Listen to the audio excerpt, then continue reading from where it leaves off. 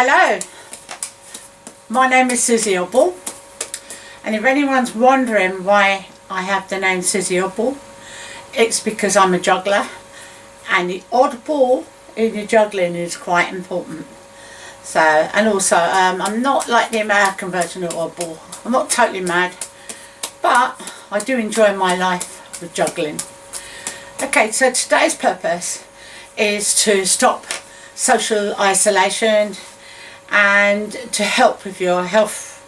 And if I kind of figured that online, if I actually taught you to juggle, it will help you to relax and enjoy it and give you a purpose. But if you need to go online, there is Oddballs International, and they have an online shop. There are other juggling shops as well online, but the main purpose of this video is for you to learn to juggle this pattern, which is called the cascade. So without further ado, I'm going to teach you. Now, instead of teaching you 3 at once, I'm going to teach you some warm-ups. I saw this when I was at the Russian convention in 1991. It wasn't Russian, it was the first Georgian and Russian convention, and the only one actually, as it turned out. But I saw a juggler who juggled 9 balls, warming up with 1 and then 2 and then 3. And I said to him in the end, that after his juggling practice, I said, why do you warm up with 1? You can do that already. And he said, if you can't throw 1 in the place that you want it, what's the point in trying to throw more than 1? So I kept that and I put it into my workshops. So enjoy. Okay, so 1 ball juggling. A very short video. If you've got any back problems, make sure that you've got a grabber, or you've got a ball girl or boy or person. If you haven't, then you're going to be doing things slowly and the way you've been taught if you've got a bad back. I have a few health problems, so I probably will abide by that too. So as you can see, I'm just throwing 1 ball from my belly button upwards to the other hand in a kind of an arc in this case, but an upward arc. Okay, so, and if you do this and just relax and breathe, it's really nice. I could do this all day really.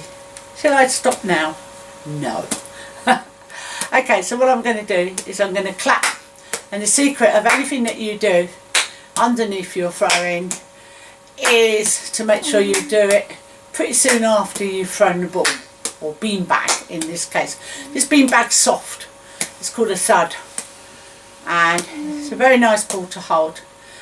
In the old days we used to have tennis balls, but if you have got no access to that, then you can either, as I said, go online, or you can make your balls.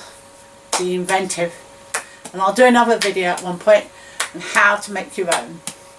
Okay, it won't be very sophisticated like these, but they work. Okay, so after you've done your bit of clapping, you could try experimenting. I mean, it could be up there, whoops, it could be on there. If you're left-handed, do it with your left. If you're right-handed, do it with your right. But if you're left-handed, do it with your right too. And if you're left-handed, do it with your left and right too. I got very confused there. I'm quite dyslexic, and I was born left-handed, but I was changed to my right. So I'm quite right-handed predominant, but I can do things with my left. And I found that in juggling, that my right-handed actions were better because I was left-handed. Okay, so you could go behind your back if you're very clever, underneath your leg. You can turn around. Well, I'm not going to do those things. That's down to you younger ones. So now I'm going to do 2 balls. Now 2 balls is probably your most crucial piece of exercise with this juggling pattern. So first of all, I'm going to teach you one that is just parallel lines, and it's just to warm you up, make sure your brain knows what you're doing. And I want you to imagine there's 2 points just above your eyes, so you can still see them. If they disappear, they disappear, then that's no good. So you need them roughly around there. And I'm looking in that area. Some people ask me where am I looking. It's in that area. I'm not looking at one or the other. Okay, so I'm going to throw my bean bag to those 2 imaginary points that I've made. And they're parallel lines. And you can throw them together. If you notice, mine are pretty equal. You can get that with time. I might make it look a bit easy, but I'm always throwing from the belly button. Breathing, and my legs are slightly apart so that I have a little bit of space to balance. And you could do that together, one, together. And then clap underneath if you want. You can do anything. Go high if you want. Experiment. Don't worry if you drop either. It doesn't matter. And I sort of learned that if I dropped, I wasn't a failure. Which a lot of people think, oh, I've dropped. But all it means is that you've not done a great throw to yourself, or you need to have more practice catching.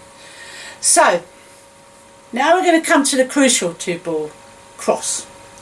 And this is the most crucial for the 3-ball cascade pattern that I showed you at the beginning. So, keep your shoulders nice and relaxed. Go and have a drink if you want in between. Make sure you've got water there, because it's quite thirsty and you don't realise sometimes. But I think the main thing is to look after yourself, but to relax and enjoy. So what I want you to do this time is imagine those 2 points. Bring your hands down, and you're going to throw one bean bag across. So it goes across to the imaginary point. And as it goes across, you throw the other one to the other side. So it goes throw, throw, catch, catch. Throw, throw, catch, catch. And if you do that with right, left, catch, catch, and left, right, catch, catch, or if you're left-handed, left, right, or right, left. If you have a problem with that and you're doing that, which you shouldn't be, that's a harder pattern for a start. It's not wrong, it's just not the pattern that we're learning. What I want you to do is, if you're right-handed, I want you to start with your left. And if you're left-handed, start with your right. See if that helps. And throw that one slightly up, first one slightly up further, so you can get the other one underneath. Because all it is tucking the other ball underneath. So throw, throw, cross, cross, in a cross pattern. Got it? Now you're ready. 3 balls. 1 body, 1 brain, 2 hands. Okay, here we go. This is the cascade that I'm going to be teaching you. So, this is where the odd ball comes in handy. The odd ball is going to be the first ball out. And it's going to go across, just like we did with the 2-ball pattern, cross. And as it's up there, again like we did with the 2-ball pattern, the other one's going to go across to the other hand. But instead of coming down into the hand, you're going to throw the 3rd ball out. So if we do the odd ball first, throw, throw, throw.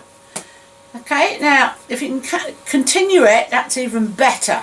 But if you can't, just do that for the moment and see what happens.